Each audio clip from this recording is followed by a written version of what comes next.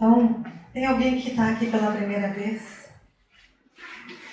Bem-vindas, muito bem-vindas. Eu sou a Miriam.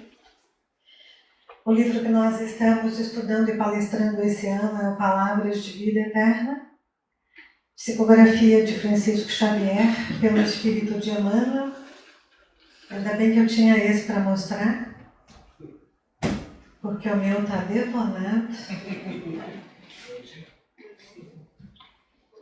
E como sempre, Emmanuel vai numa passagem do Novo Testamento buscar um bom exemplo para a gente. Aí ele vai numa carta que Paulo escreveu aos Colossenses, no capítulo 3, versículo 17, dizer: e tudo o que fizerdes, seja em palavra, seja em ação, fazei-o em nome do Senhor Jesus, dando por ele graças a Deus Pai.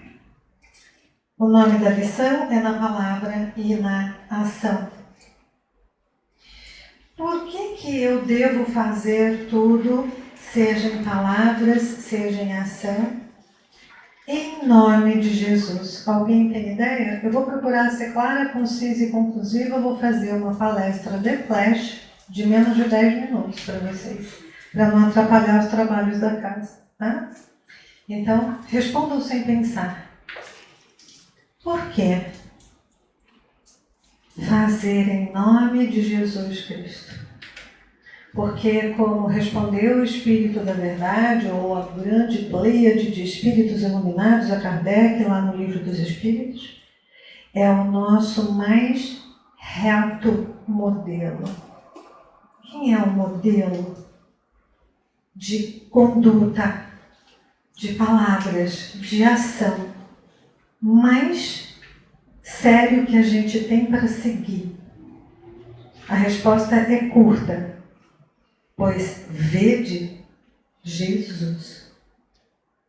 Ele veio e simplesmente, em 3 anos, com uma túnica simples, com um par de sandálias e um alforje, falando em metáforas, em parábolas, que ontem a gente conversava um pouquinho, que a gente não entende até hoje, né? Porque tem uma desculpinha que a gente vai falar: Jesus falava por parábolas que era para o entendimento do povo da época, mas não entendemos até hoje. Estamos estudando para entender. Né? Valeu, né? Que bom que você falou que é verdade. E ele falou muito. Acho que foram os anos da vida dele que ele mais falou. A gente tem notícias de Jesus a partir dos 12 anos de idade, até os 12 a gente não sabe muito, mas estudiosos mais profundos, pesquisadores, dão conta de que Jesus estava sendo preparado em alguns outros países por alguns mentores muito especiais. Aos 12 ele dá a sua primeira manifestação espiritual, quando ele começa a responder perguntas em praça pública. Ele estava com seus pais e os escribas falavam coisas e diziam coisas e ele respondia e ele contestava, e o pessoal começou a prestar atenção. Não, um moleque de 12 anos, como assim? E ele sumiu depois disso, inclusive. Ele se ausentou, os pais deram falta dele, e quando foram encontrá-lo, ele já estava falando com uma pequena multidão que havia se interessado pelo saber daquele menino de 12 anos.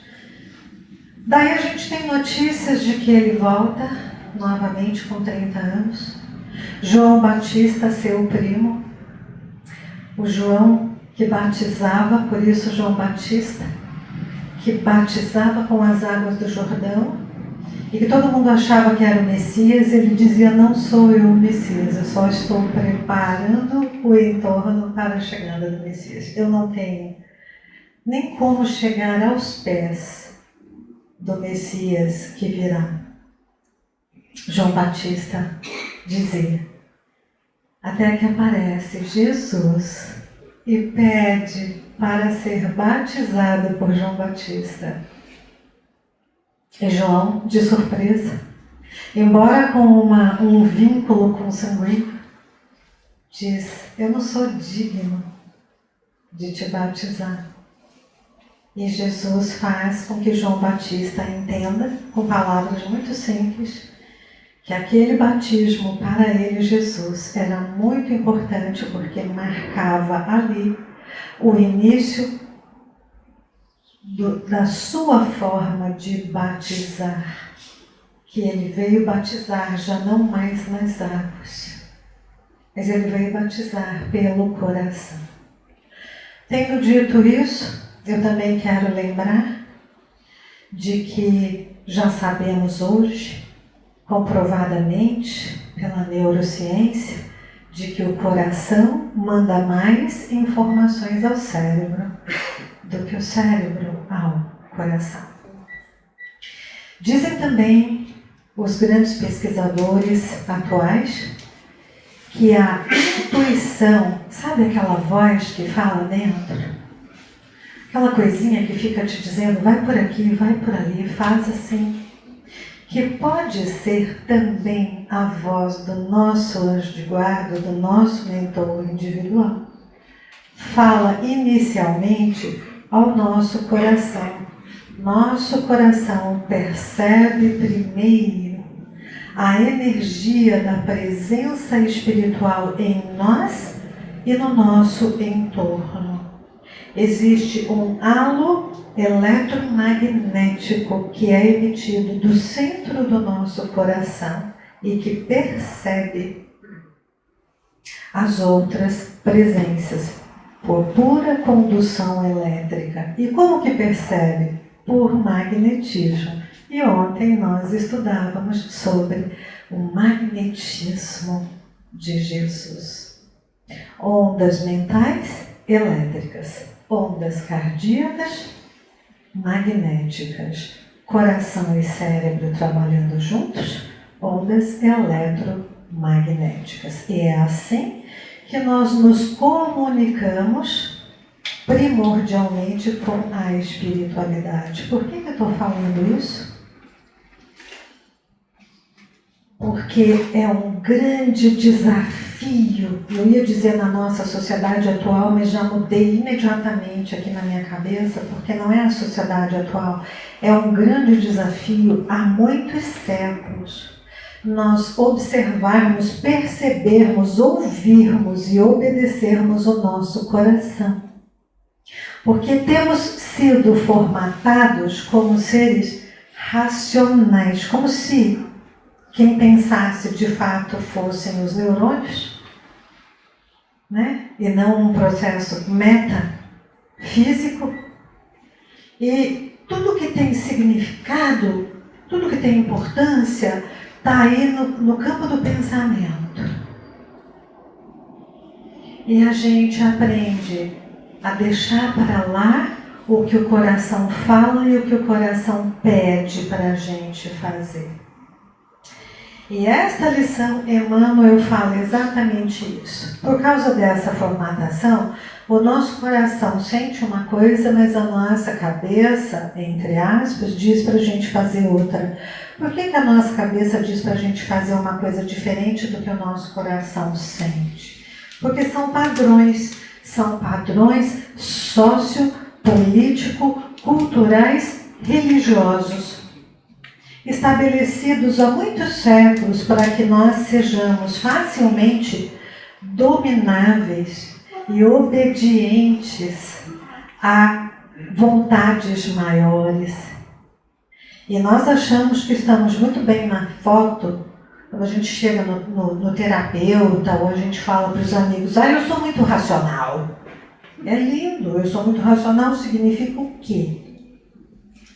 Quando você é muito racional, você julga sem crivar os julgamentos. Você não se coloca no lugar dos outros, porque você segue um padrão de certo e errado. Alguém te ensinou que isso é certo e isso é errado. Se a Bia, ao invés de entrar nessa via, entra nessa, eu olho e falo, ela está errada. Porque foi como eu aprendi. Tá bom, mas o que você sente sobre isso? O que é que faz sentido para você?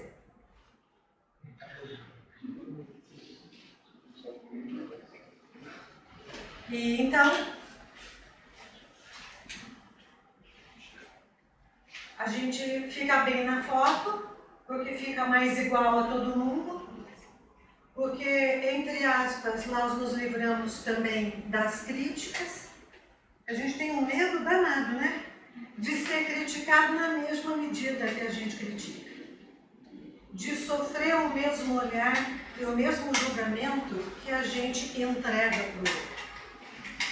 Então, meu coração diz assim, eu estou com uma vontade de ir lá e dar um abraço, mas eu não vou não, porque como que alguém chega do nada e dá um abraço, o que a pessoa vai achar?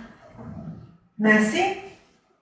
Tem uma vontade de dar um abraço em alguém na rua. Eu olho, a pessoa passa, tem um eletromagnetismo, eu não sei explicar o que é. Eu falo, nossa, se eu pudesse, eu abraçava essa pessoa. Aí tem alguém do seu lado que fala, mas quem é? Tá louca? A pessoa, você não sabe quem é? Passou aqui? Hoje tem essas coisas, não pode abraçar porque é assédio. Tem que tomar cuidado com o que vai dizer. E aí fica tudo, então, dentro dos padrões político, culturais, religiosos, que, lamentavelmente, tentam derrubar o padrão da nossa psique. O padrão da nossa psique é o padrão divino, é o padrão do self, é a chama de Deus que existe dentro de nós.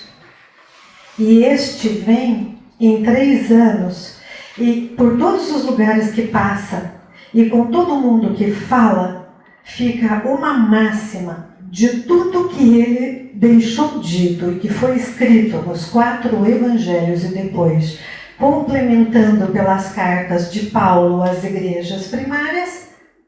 O que continua em vigor é: ame a Deus sobre todas as coisas e ao teu próximo como eu te amei. E ama o teu próximo como a ti mesmo. É só sobre o amor.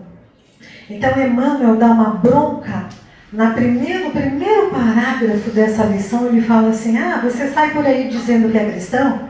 Você se declara seguidor de Jesus?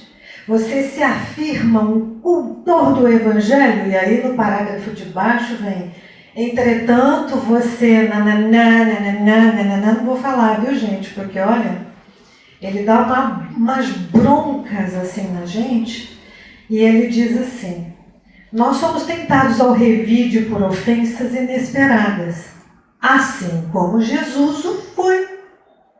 Nós sofremos preterição e calúnia, apodo e perseguição, assim como Jesus sofreu.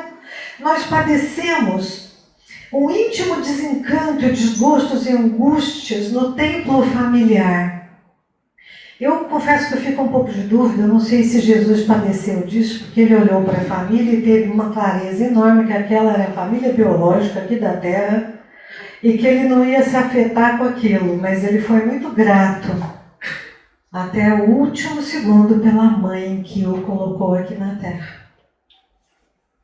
E a pergunta aqui é: quantos de nós conseguimos ser meramente gratos pelo nosso pai e pela nossa mãe, pelo simples fato de que deram passagem para nós virmos para a vida? Quem de nós consegue fazer isso sem nenhuma crítica por trás, sem nenhuma crítica interna? Então, para finalizar, ele diz assim: em tudo que você fizer, seja em palavra, seja em ação, faça em nome de Jesus Cristo. Como que essa coisa acontece no nível neurocientífico? O pensamento pensa, o espírito pensa, manda estímulos para o nosso cérebro, para os nossos neurônios que reagem aos estímulos daquele pensamento. Esses neurônios mandam informações para o nosso corpo que são transformados em ações osteomusculares, eu levanto, eu sento, eu dou porrada, eu piso fundo, ou em palavras, são diferentes frequências vibratórias, mas o mais lindo da história é que antes dessa cascata de emoções, essa cascata bioquímica descer do nosso cérebro para o restante do nosso corpo, o nosso coração já sentiu, sem nenhuma informação do cérebro, o que é que nós temos que fazer. E é aí que a coisa entra num compasso de incoerência. O coração está batendo de um jeito.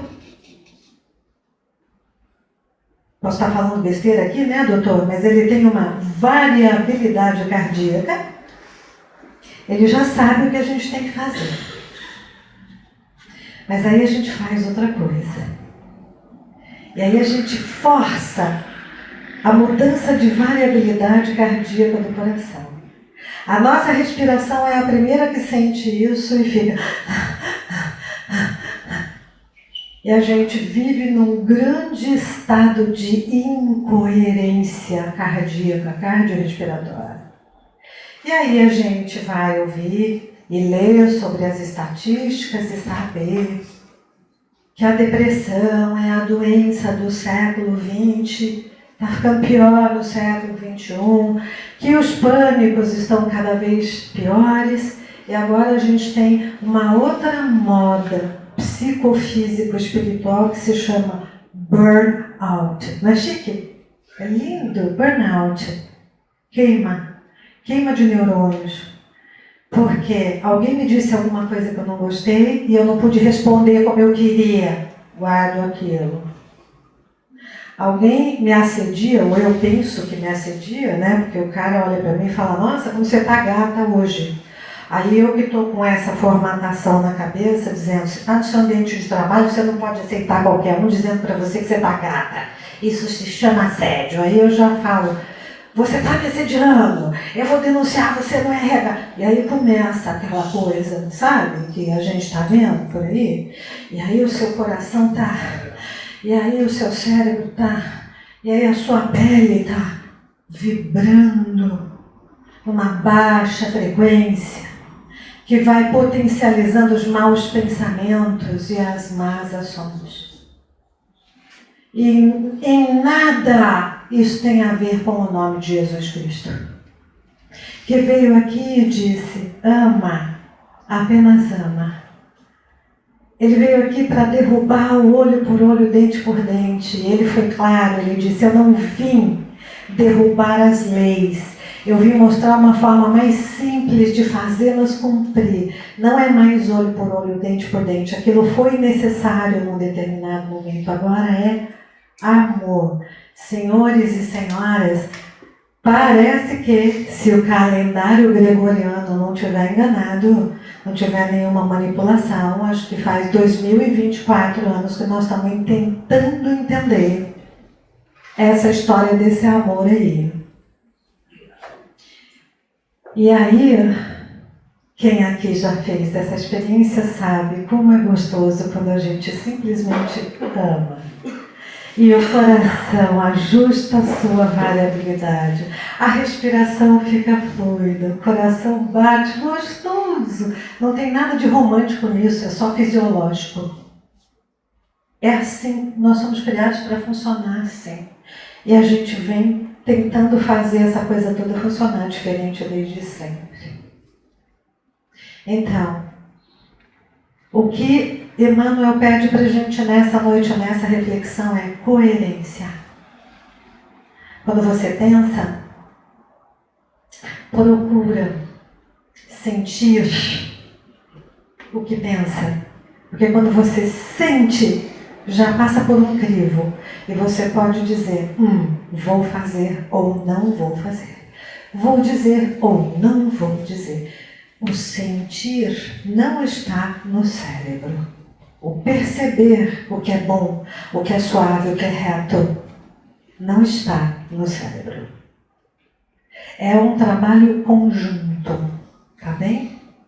E acho que também vale a pena a gente pensar que a nossa ciência também ainda vem trabalhando para comprovar bem provadinho, mas já sabe que o pensamento tem uma ação instantânea, maior do que a velocidade da luz. Pensou, chegou.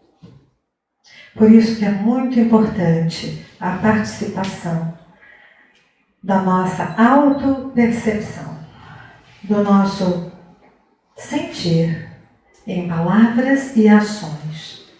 Fazei-o em nome de Jesus Cristo, dando por Ele graças a Deus Pai. A única receitinha de bolo que talvez exista aqui é, diante de qualquer situação em que nos encontremos e que queremos revidar, e que queremos revanchear, e que vale a pena perguntar: o que é que Jesus faria no meu lugar? O que Jesus faria se Ele estivesse aqui hoje passando isso que eu estou passando? E aí a resposta vem para você. Combinado?